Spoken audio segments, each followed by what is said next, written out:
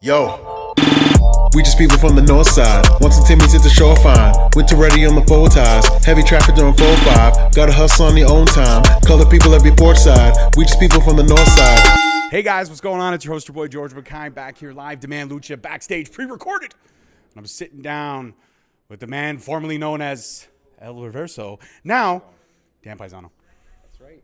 See, El Reverso, I can give it some moxie. Dan Pizzano, just got to be Dan Pizzano. That's okay. We are here at Demand Lucha today, so there is kind of a different aura in the air. There's a different vibe going around. There is a different vibe. The jersey on the back says Reverso. The R on the front says R for Reverso. It doesn't stand for Dan Pizzano. Now, if Dan Pizzano, though, did have a logo, what would Dan Pizzano's logo be? Actually, I had a friend of mine work on that. It's a skull with a sword through it, believe it or not. Okay. Yeah. And yeah. what is the origin or inspiration of the skull and the sword? So the mask kind of doubled as my face as a character. Right. So now without my face, it's just the skull, and then the sword is symbolic for now I wrestle with an edge. Now I have like a vicious streak to my wrestling game. Yeah, you do actually. I got some footage of your match at the CNE show that Impact put on, which was great. It was fantastic. Put together a little action highlight reel. It's on the YouTube page. Check it out. And you were a dick. You were a straight up dick. I had to be. Yuya was a very worthy opponent. Obviously, he's very good. He's getting out there and doing fantastic things in the wrestling industry right now. So I had to get any edge that I possibly could. And sometimes you got to resort to, violent means. Violent means. I like that. So you've been doing a lot of stuff with Impact. You actually did some stuff at the IPWF show, which was great. I believe you were a ref, right? Yes, that was a lot of fun. I had 2 pins in my right hand, believe it or not, so I broke a bone in the back of my hand, and I had 2 pins that went about that far into my hand, so I wasn't able to wrestle or anything, but they had that one spot available, and I was okay to just take that one bump, so it worked out. It was a lot of fun, actually. It was really, really good. Actually, dude, I had that match with Sheldon and Brian Myers. That was great too. I got that opportunity as well. I forgot about that. You did.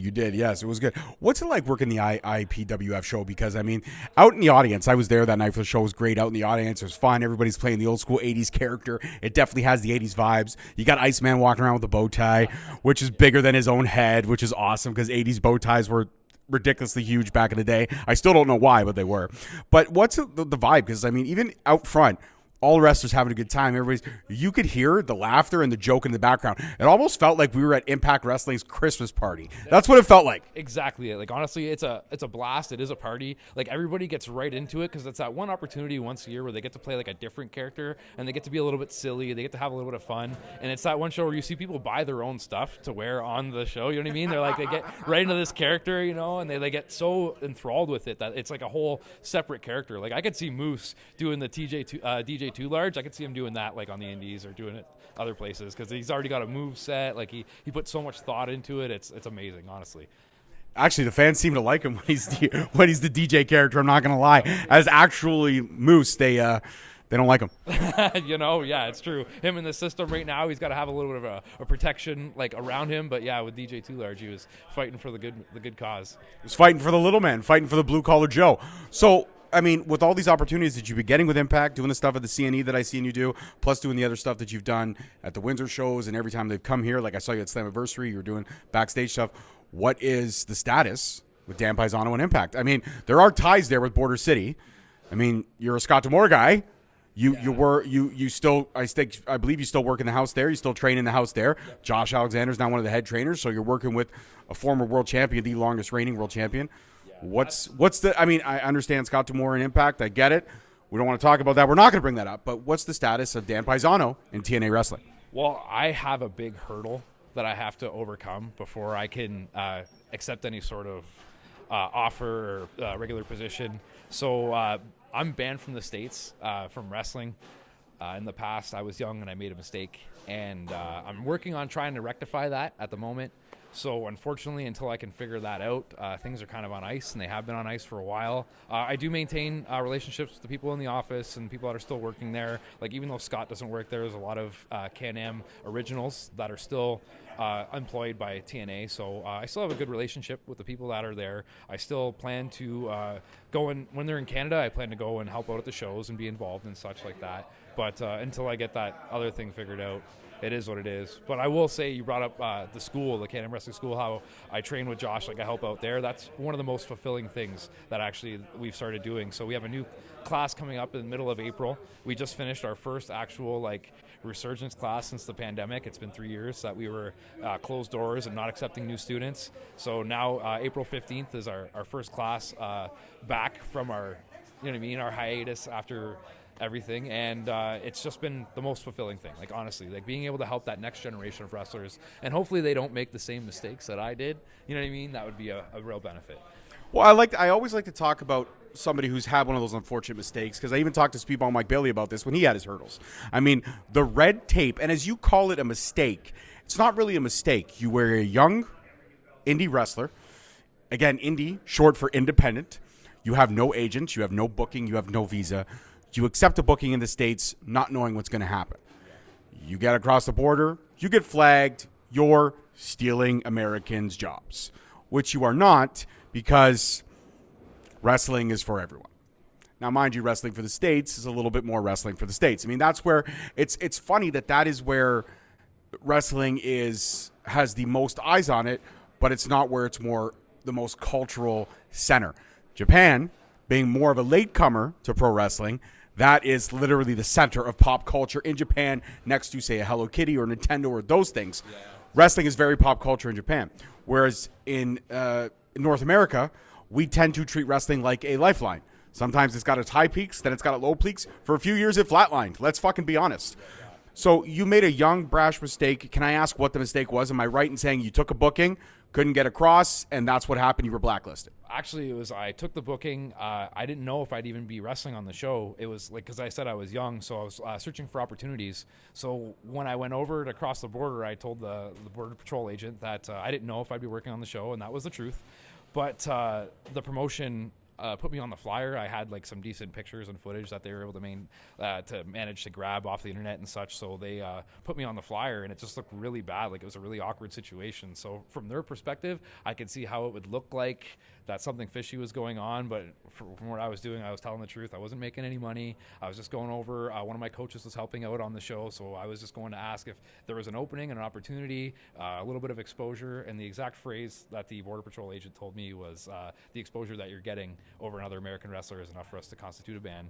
So unfortunately, that was the decision that they made. And because things looked very fishy and little hairy, they actually stuck a harder ban on there. So I'm banned for life, believe it or not. Yeah. See, that's what I'm talking about. Like, we're talking about minuscule mistakes, a learning curve. I wouldn't even say it constitutes a ban. And I get it. They put you on the flyer, but you were Reverso back in the day. How would they know? Yeah. See, also, like, I spent from 2004 to 2009 wrestling, and then I had a little hiatus from 2009 to 2015.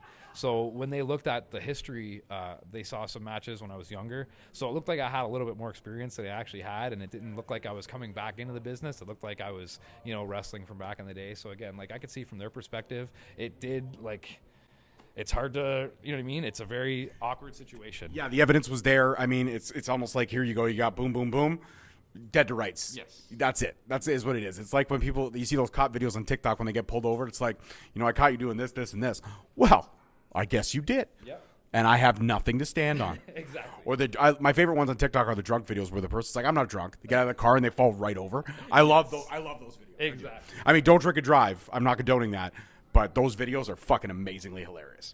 Definitely be honest when you're crossing the border. I was honest as well, but it just looked like a very awkward situation. Even though I was telling the truth was very awkward, and I didn't know how to handle myself. I wasn't a very confident person back when I was younger, so I just kind of went with the flow and told them, hey, whatever gets me out of the situation faster, I'll sign anything. And that was my downfall in the end. So. Fair enough. I mean, you were young, you make mistakes. Hopefully that can get rectified, because I believe the States does deserve to see Reverso. Now, on to a happier note. Not say that this was an unhappier note. You've really been, I believe, expanding your range as your character development.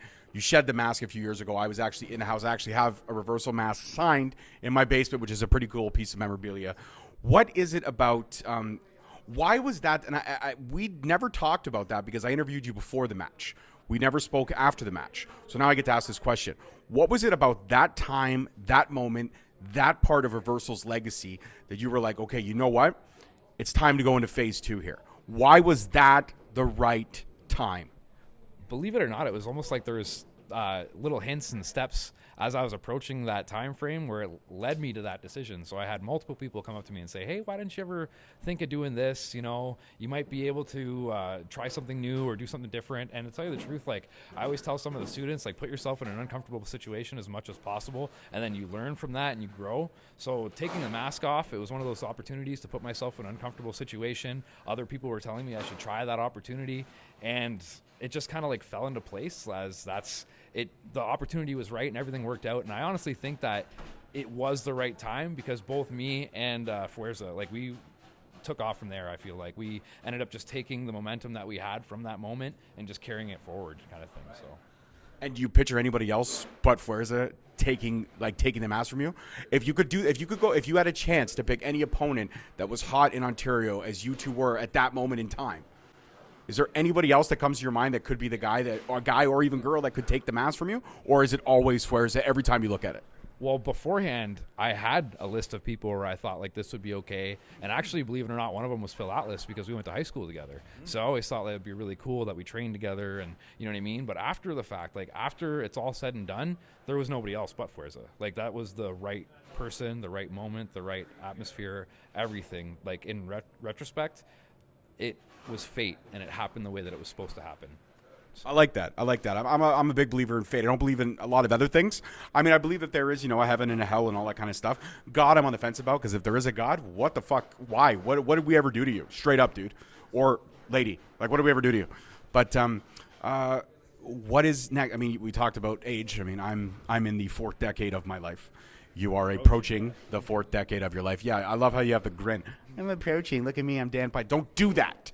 Don't do it. Sullying. Sorry, I let the emotion get the best of me there. As you approach to the 4th decade, jerk. What is the next turn for Dan Pizzano, for Reverso? We're going back. Well, I feel like tonight we're going back. We're going old school. But I feel like we're getting old school. I feel like we're getting X-Men 1997, but in 2024. Yes. Is that what it feels like for you? Yes. So I want to roll it back a little bit. I want to, like you said, we're getting to that 4th decade there. We're getting to the end of the run maybe a little bit. So there's a few things that really like brought me into this industry. It was that love of the industry and that passion, you know what I mean? And being all Reverso was one of those things that like was exciting to me when I was younger. And I want to feel that feeling again. I want the fans, like the kids, you know what I mean? I want to be able to experience both sides of it. To me, I feel like I've grown as a wrestler, and I have this opportunity to really demonstrate how far I've grown, and it's something that before I hang it up, I want to go full range, like go as far as I can and try everything possible, I like that. Bringing back 2.0. I'm excited to see Reverso 2.0 tonight, and I'm going to be in the crowd, obviously cheering you on. But I got to ask, I know you're a dad. We talked about this. We talked about fatherhood. Your kids, have they shown any passion, or are any of them leading towards, could you be training a Reverso Junior? Is there a like, you know what I mean? A lot of great luchadors have the juniors. They passed Rey Mysterio Jr. There's one, right? There was Rey Mysterio. There's Rey Mysterio Jr. I mean, Eddie Guerrero Jr. It is what it is. Yeah. Is there a Reverso Jr.? Is there potential? Has any of your kids shown any interest in professional wrestling other than just being a fan? So I have 3 kids. My oldest is a boy and my youngest is a boy. My middle child is a girl. She's my daughter. It's my little apple of my eye. She got me wrapped right around her pinky finger. Buddy, don't even talk about being a girl dad. I have been screwed. I've been screwed over twice. You only got 1 to deal with. I got 2. And when they play me against each other, fuck, that sucks. Exactly. So she's like my little sidekick, but also she always says, I want to be an actress, but do my own stunts. So I kind of feel like she leads towards it'd be really nice to try that out, you know what I mean? To get involved kind of thing. And I feel like if anyone was going to do it, it'd be her, because she's made of stone. So she can take the falls and get back up and thing. But honestly, they haven't really shown they have to do it. But of anybody, I think my daughter is the one that's leaning towards it the most of all of them, which is surprising to me in a sense. It's surprising, but it's pretty cool, though, right? It's very awesome, yes. She's coming to the shows. She was at the TNA tapings that were just in Windsor there, showing support and everything like that. And she tries to come to as much as possible. And, yeah, she just loves, the atmosphere. She loves being around the people. She likes it more when I'm wearing the mask anyway. So that's probably one of the reasons why, I'm going back to it, too. So, yeah. The cool thing about the Lucha Mask character is that people would say there's not an evolutionary period in a character like that. I mean, the mask is just a mask. But a simple color change in gear can represent you being a good guy, to all of a sudden being a bad guy. And surprisingly enough, it's not the blacks or the grays. If you come out in greens or yellows, and then all of a sudden you come out in reds and purples, it takes a completely different texture in the lucha history. Yeah. And now you've had black and white, you've had the red and yellow, which I have that mask, which is awesome. So you can't wear the red and yellow anymore because I have that mask. It's true. And now you're rocking the blue and the white, which is great. So 2.0, I mean, blue and white, lucha, blue and white walks that line because we've got light and we've got dark represented. So in 2.0 tonight, what are we seeing? Are we seeing the aggressive Dan Pizzano, or are we seeing the Reverso that was always just high-flying, ridiculously entertaining, and put his body at risk even though he had 3 fucking kids at home? It's going to be the latter. So that Reverso, that's high flying, that puts his body at risk. That's the, you know what I mean? That's the energy and the excitement that really brought me into this. That's what I always envisioned myself doing, watching like Rey Mysterio and the Cruiserweights in WCW. That was like the goal for me going back to that. So this Reverso here, it's kind of going back to the roots of like Doug Chevalier, the Canadian Destroyer, was Scott's trainer. So, and he used to wear like blue a lot. And then Owen Hart was a big idol, and I looked up to him obviously in the blue blazer. So that's... We connected on Owen Hart in our first conversation. Exactly. Which you can go through the archives and check out. Shameless plug. Shameless plug. Yes. So that's kind of where I'm at right there. Is I'm trying to get back to the roots of the Canam industry, and I'm kind of getting to the roots of Canadian mass wrestling. Like from my perspective, like the Blue Blazer and Owen Hart was one of the first that I saw from Canada that was a masked wrestler. So that's the theme today, basically. I love that. And I want to talk about Canam before we wrap this up, because I know you got to prepare. Doors are going to be opening soon. Canam, you're helping out Josh Alexander. You're, I guess, coach, trainer, one of them. And you're seeing this next crop of talent coming in, and you're having your first class. And you know in that first class, there's always going to be a standout. Yes. There always is just going to be someone that you know in 6 to 9 months, that girl or guy is going to be greenlit. That talent is going to be greenlit. Are you kind of excited to see if you're going to have that standout right off the hop, or are you excited to see if you have someone who's so green that 6 months later you know you could turn them into just a beast? As a teacher, what do you look for in a student? Like, what are you more excited to work with? Someone you can mold from the ground up, or somebody that just gets it? For me, it's if you have a passion for it. So if someone struggles with it and they still love it, like they go home and they watch it and they go to the gym, you know what I mean? And they're like putting everything they have into it, I have all the time in the world for that person. Even if they don't get the move, like it takes them 100 times to do it, you know what I mean? They can be the slowest learner. They can struggle with every little thing. But if you have passion and you actually try and you care about this business and this industry, that's when I have all the time in the world for you, honestly. You can be getting it right away. We have one student who is coming through who's like, he could be that guy that you mentioned who's going to be greenlit very, very soon. But some of my favorite ones are the guys that aren't getting it right away. There's guys that overcome like personal fears, like that front flipping bump that first time, you know what I mean? So there's a couple students that they overcame that and they did it took them longer, but when they finally did it, now like some of them are just amazing. You would be surprised like to see from the first one to the last one, you know what I mean? So that growth, that's the thing that excites me, I'd say too. I love that. Always great answers from this man. Always great answers. I mean, the taking shots at my age, not so much, but everything else has been really good. I'm old too. Yeah. When you watch this interview, you'll see that one of us is in way better condition than the other. Now, I got to mention this to you. I sat down with Kobe Christ. Oh, excellent. We had a great conversation. We talked about Canam. We talked about Scott D'Amore. We talked about all that. And I asked him what one of his fondest experiences was at Canam. And he said whenever he got to go at you through the ropes and at Aiden Prince, he said you two gave him the hardest, roughest, toughest matches. And he said that Dan Pizzano, or as he said, Reverso in question marks. He actually question mark Reverso. So Reverso, yeah, he might have. Reverso and Prince, they made Kobe Chris who Kobe Christ is today. What do you think about when you hear something like that? That you are responsible for molding arguably one of the biggest stars East Coast Canada has ever seen? Yeah, I'm very flattered to say that, like to hear that, honestly. Me and Prince, we come from like a last crop of those pro wrestlers where they actually tried to wash you out, where we would go into practice every day and get beat up and go home with bruises, and like they'd really make you not want to come back. So we were able to carry over that passion and try and weed out some of the people that had that passion. We didn't necessarily had to beat people up like we did, but we could tell right away who had that. And so because Kobe had that right away, we were able to decipher that, and we were able to stick with it, and you know what I mean, like focus on him kind of thing. So it was honestly like a blessing to be able to have someone like that in the school, and it's flattering to hear that, you know what I mean, we were that imperative to him being who he is now. And you think about stuff like that, like you and Princey, you guys have had battles upon battles. Like you and Princey have that fight forever feel. You guys have been around the block together. Princey just became a dad. Yes. Got the sweetest little girl in the world. Thank God she looks like mom. Thank God she looks like mom. But I mean, when Prince was, you know, I would give Princey advice as best I can. I would be like, listen, I'm a girl dad. You know, you got to be patient. You got to be kind. You're going to have those 3 a.m. wake up calls. You just got to deal with it. Babies are like, they need all the care and attention.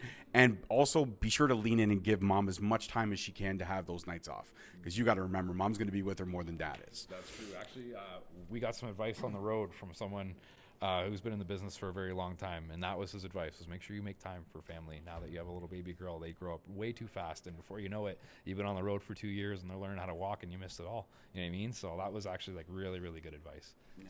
So speaking of that, I wanted to know, you being a dad of 3, and you probably missed out on a few things. Yes. It happens. What was the advice that you gave to Prince? Because I'm sure you and Prince traveled the road together, you work together, you do a lot of stuff together. I'm sure Prince must have came to you for advice. What did you pass on? Any knowledge? Oh, basically just you got to be you. You know what I mean? At a certain point, yeah, like you have to be there for your family. You know what I mean? But also like you have to take time to be who you are, because if you're trying to suffocate yourself for that, you know what I mean? That aspect, like in therapy, they have this like saying where it's like if you're going down in an airplane, you have to put your gas mask on yourself before you're able to put it on your kid, and that's because you have to take care of yourself. So that's one of the things that, like, knowing who he is, he likes to work too hard and he's a selfless individual and he'll put other people first. But I just told him, make sure every once in a while you take time for yourself. You know what I mean? So, yeah. I love that analogy. That actually reminds me of the flip side of the analogy in, did you ever see the movie 4 Christmases? Yes. Okay, remember Vince Vaughn and Reese Witherspoon, they're fighting in the car. And she's like, would you put my mask on for me? And he goes, no, I wouldn't. No, I wouldn't. And the FDA would not want me to either. Yeah, it's true. They wouldn't want me to either. They would tell me to put my mask on first and then put your mask on. I wouldn't do it. I'm not going against. Do you ever watch what the flight attendants do? Do you watch the speech? And it's just, whenever I hear somebody mention that analogy like that, that's the first thing that comes to my mind. No, I wouldn't put your mask on. I put mine on first because that's what I'm supposed to do. That's the way it should be done. That's the way it should be done. And I think that is the perfect way to end this interview. Quoting Vince Vaughn in a Christmas movie in the middle of March.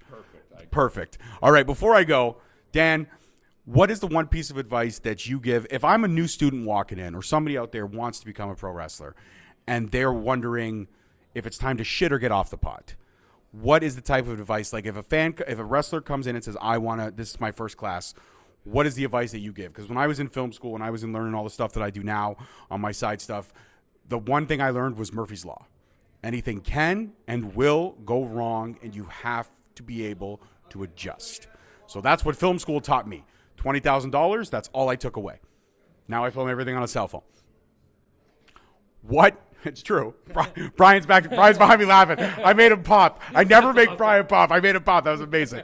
What advice would you give to a student on the first day of class? I actually have like a little spiel that I tell the kids when we do come in. Oh, hold on. So, this is going to be dramatic. Hold yeah, on. yeah. Here's what we're going to do. We're going to flip this. I'm going to step out.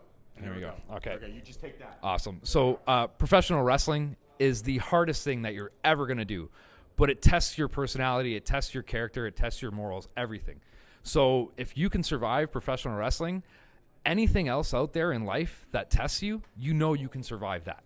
So if you take anything away from professional wrestling, if you don't make a career out of it, know this, that you can survive and you can overcome. And that's it. Wow. Thank you very much. Guys, that was so passionate. So passionate. It was amazing. Dan Pizzano, El Reverso 2.0 coming tonight. Straight Talk Wrestling. Peace, love, and wrestling. See you guys next week. Yo, we just people from the north side. Once the Timmy's hit the shore fine. Winter ready on the full ties. Heavy traffic during 4-5. Gotta hustle on your own time. Color people every port side. We just people from the north side.